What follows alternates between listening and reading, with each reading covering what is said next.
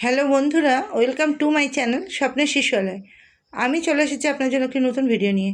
এই যে মার্চ মাসে আপনারা কিভাবে কেন্দ্রে 16 তারিখ কিভাবে কেন্দ্রে ইসিসি ডে পালন করবেন, থিম কি চলে এলো আইসিডিএস অধিদপ্তর থেকে, তার থিম, তার নির্দেশ। তাহলে দেখে নিন। মার্চ এ মাসের থিম হচ্ছে শিশুর বেড়ে ওঠা ও বিকাশের বিভিন্ন স্তর। অধিবেশনের রূপরেখা, অ্যাক্টিভিটি, অভ্যর্থনা ও মজার খেলা, সময়সীমা 5 মিনিট, প্রয়োজনীয় উপকরণ নেই। পুনরালোচনা, সময়সীমা 5 মিনিট, প্রয়োজনীয় উপকরণ নেই। অ্যাক্টিভিটি হচ্ছে প্রদর্শন ও চর্চা, বিকাশের ধারা ও বিকাশের স্তর, সময়সীমা হচ্ছে 25 মিনিট, প্রয়োজনীয় উপকরণ নেই। অভ্যাস, অ্যাক্টিভিটি হচ্ছে অভ্যাস, সময়সীমা হচ্ছে 15 মিনিট, আর প্রয়োজনীয় উপকরণের মধ্যে খেলাগুলি করাতে প্রয়োজনীয় জিনিস যেগুলো প্রয়োজন সেগুলো লাগবে। আর হচ্ছে অ্যাক্টিভিটি হচ্ছে অধিবেশনের সমাপ্তি, সময়সীমা 10 মিনিট এবং প্রয়োজনীয় উপকরণ নেই। তাহলে শিশুর বেড়ে ওঠা ও বিকাশের বিভিন্ন স্তর। অভ্যর্থনা, সময়সীমা 5 মিনিট। সবাইকে স্বচ্ছন্দ বোধ করানোর জন্য প্রাথমিক কিছু আলাপচারিতা করে নেবেন। অভিভাবকদের সঙ্গে যে শিশুরা এসেছে তারা নিজেদের পছন্দ মতো 4টি কোণে খেলায় ব্যস্ত থাকবে এবং সহায়িকা তাদের দেখাশোনা করবেন। উপস্থিত সকল অভিভাবককে বৃত্তাকারে বসতে অনুরোধ করবেন এবং কর্মী নিজেও তাদের সঙ্গে বসবেন। প্রত্যেক অংশগ্রহণকারী একে অপরের সঙ্গে পরিচিত হবেন। মজার খেলা, উপস্থিত অভিভাবকদের নিয়ে অঙ্গনারী কর্মী একটি মজার খেলা খেলাবেন। কেন্দ্রে উপস্থিত শিশুরা খেলতে ইচ্ছুক হলে তাকেও ওই খেলায় নেওয়া হবে। অভিভাবকদের 3টি দলে ভাগ করা হবে। 3টি দলের মধ্যে 2টি দল পরস্পরের মুখোমুখি হয়ে লাইন করে দাঁড়াবে। 2টি দলকে হাত উপরে তুলতে বলুন এবং উল্টো দিকে দাঁড়ানো সঙ্গীর হাত ধরতে বলুন, যাতে এইভাবে একটি ট্যানেল বা সুড়ঙ্গ তৈরি হয়। এবার তৃতীয় দলটিকে এই সুড়ঙ্গ ট্যানেলের মধ্যে দিয়ে যাওয়ার চেষ্টা করতে হবে। পরের ধাপে দ্বিতীয় ও তৃতীয় দল সুড়ঙ্গ বা ট্যানেল তৈরি করবে, কিন্তু এবার অংশগ্রহণকারীরা বসে একে অপরের হাত ধরবেন। এখন প্রথম দল এই সুড়ঙ্গ বা ট্যানেলের মধ্যে দিয়ে যাবে। খেলা শেষে অঙ্গনারী কর্মী ও সহায়িকাদের অংশগ্রহণকারীদের চিন্তা করতে বলবেন এবং খেলার কোন অংশটি তাদের সবচেয়ে ভালো লেগেছে তা জানতে চাইবেন। এবার তিনি অংশগ্রহণকারীদের কাছ থেকে জানতে চাইবেন এই খেলাটির জন্য শিশুদের কোনো দক্ষতার প্রয়োজন আছে বলে তারা মনে করেন। পুনরালোচনা, সময়সীমা হচ্ছে 5 মিনিট। উপস্থিত সকল অভিভাবকদের সঙ্গে গোলে কর্মী বসে আগের অধিবেশনের বিষয়বস্তু সম্পর্কে আলোচনা করবেন। যেমন অভিভাবকরা বাড়িতে শিশুদের সঙ্গে কী অ্যাক্টিভিটি করেছেন, সেখানে শিশু কতটা অংশগ্রহণ করেছে, কাজটি শিশু নিজে নিজে কতটা করতে পেরেছে, কাজটি করার সময় শিশু ও অভিভাবকরা কি কোনো সমস্যার সম্মুখীন হয়েছেন। এরপর অঙ্গনারী কর্মী অধিবেশনের শিডিউল, অর্থাৎ কতক্ষণ ধরে কী কী বিষয় নিয়ে অধিবেশন চলবে তা অভিভাবকদের জানাবেন এবং অধিবেশনের পরবর্তী পর্যায়ে এগিয়ে যাবেন।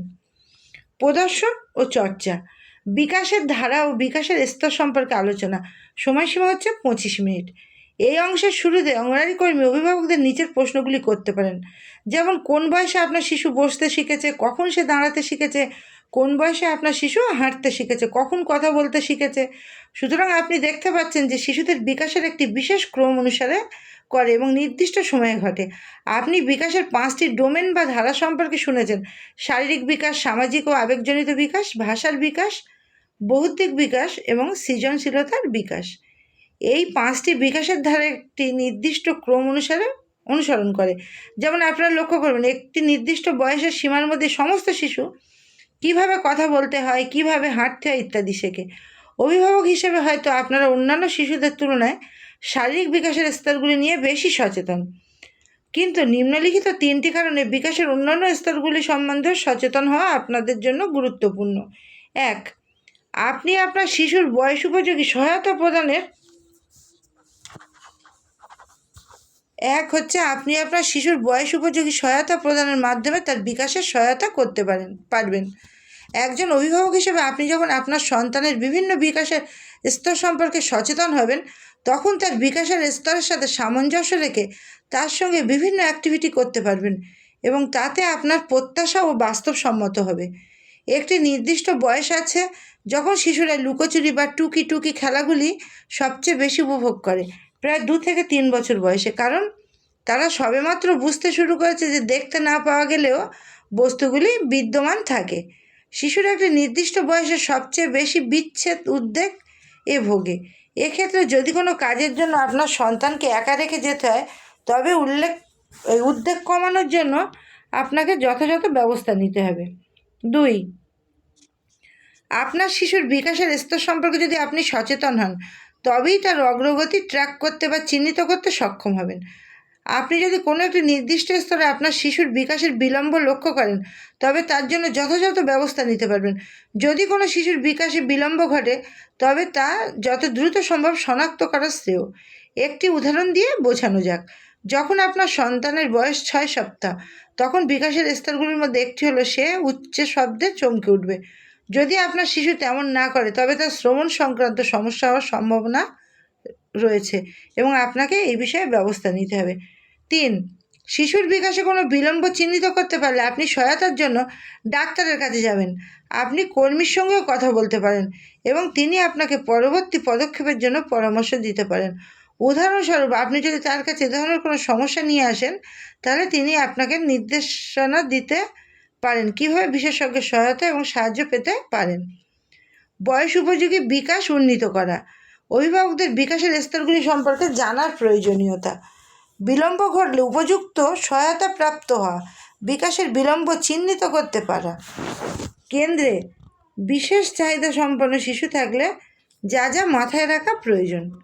একটি শিশুকে যখনই আমরা বিশেষ চাহিদা সম্পন্ন বলবো, তখন কোনো চিকিৎসক বা স্বাস্থ্যবিদ বিভিন্ন পরীক্ষা নিরীক্ষা করার পর তাকে বিশেষ চাহিদা সম্পন্ন হওয়ার সার্টিফিকেট দেবেন। কোনো শিশুকে নিয়ে মনে চিন্তা থাকলে তার পরিবারকে সঙ্গে সঙ্গে নিম্নলিখিত প্রতিষ্ঠানগুলির মধ্যে যে কোনো একটিতে যাওয়ার পরামর্শ দিতে হবে। প্রাথমিক স্বাস্থ্যকেন্দ্র, জেলার প্রাথমিক পরিষেবা কেন্দ্র, এইগুলোতে যাওয়া যেতে পারে। জেলা বা রাজ্যের হাসপাতাল, পাশাপাশি শিশুর পরিবারকে আশাকর্মীর সঙ্গে যোগাযোগ করার পরামর্শ দেওয়া প্রয়োজন। তাহলে এই কোনগুলো পরামর্শ দিতে হবে? যে প্রাথমিক স্বাস্থ্যকেন্দ্রে শিশুকে নিয়ে যান, বা জেলার প্রাথমিক পরিষেবা কেন্দ্রে নিয়ে যান, বা জেলা বা রাজ্যের হাসপাতালে নিয়ে যান এবং আশাকর্মীর সঙ্গে যোগাযোগ করার পরামর্শ দেবেন। কেন্দ্রে যেভাবে আমরা শিশুদের সহায়তা করতে পারি, যেমন যে সকল শিশুদের শুনতে অসুবিধা আছে, দৃষ্টিহীন বা কমজোর দৃষ্টি যে সকল শিশুর, বা যে সকল শিশুর জ্ঞানভিত্তিক সীমাবদ্ধতা আছে, তাহলে কিভাবে বুঝবেন যে কেন্দ্রে আমরা যে সকল শিশুর শুনতে অসুবিধা আছে, যেমন কথা বলার সময় তাদের দিকে তাকান, যাতে তারা আপনার ঠোঁটের নড়াচড়া, অঙ্গভঙ্গি এবং মুখের অঙ্গভঙ্গি পড়ে বুঝতে পারে। শিশুর সাথে স্বাভাবিক সুরে কথা বলুন, চিৎকার করবেন না বা জোরে কথা বলবেন না, কারণ এটি আপনার ঠোঁটের নড়াচড়ায় পরিবর্তন হবে, ফলে শিশুরা ঠোঁট পড়তে অসুবিধা হবে।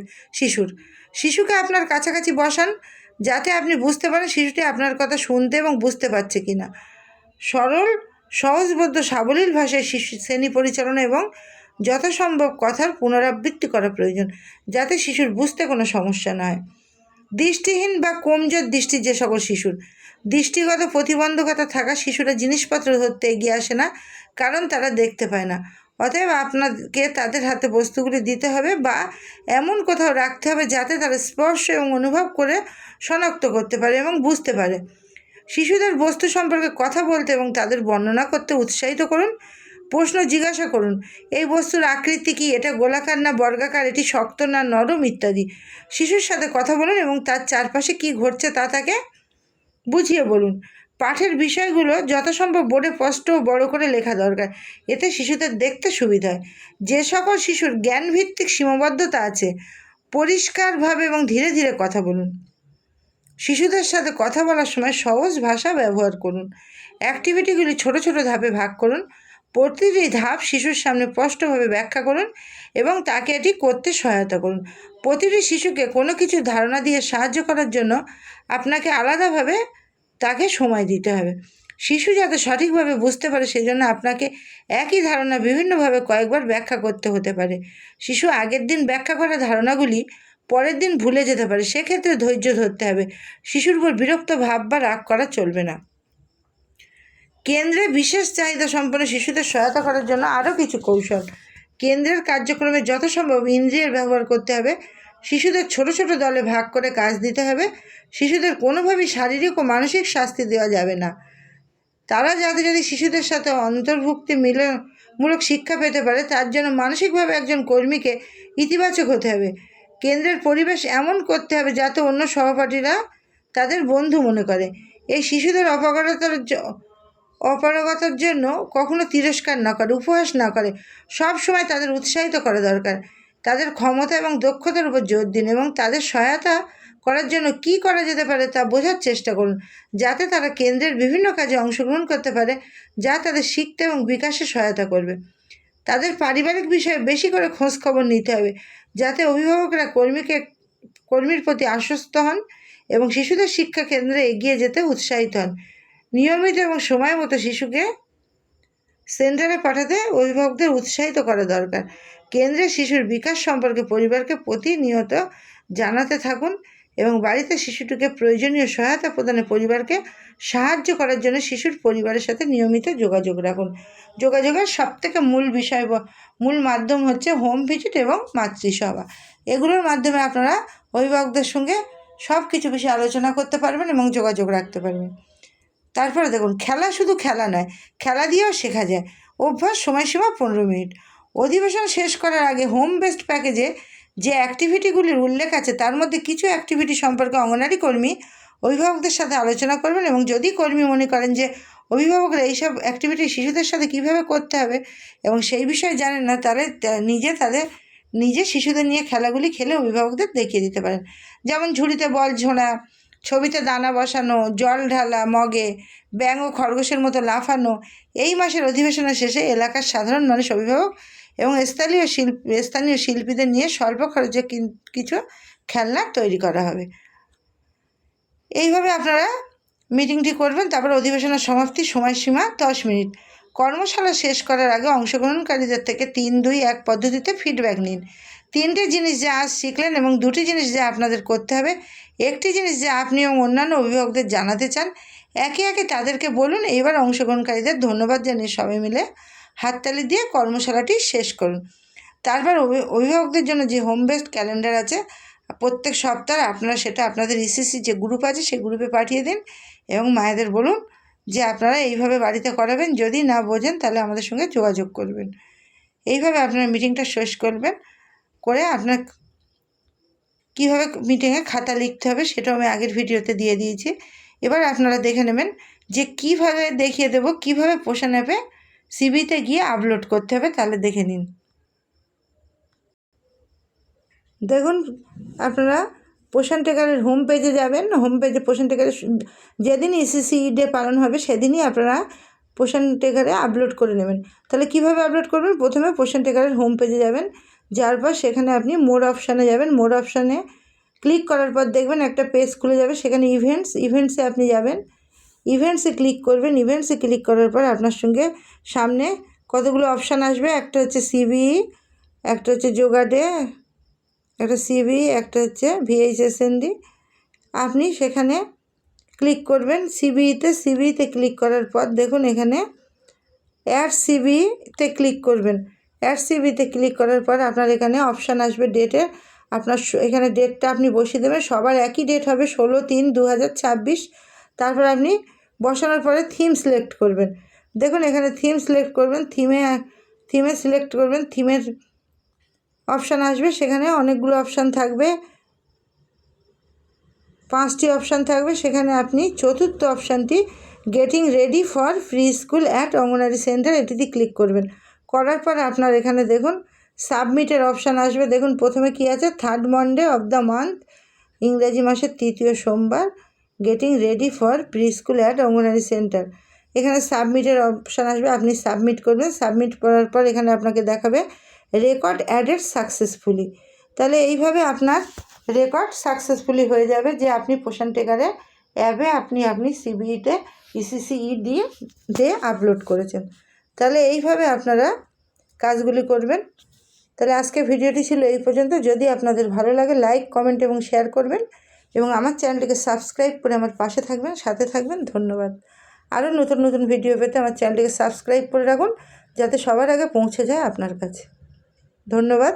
শুভরাত্রি।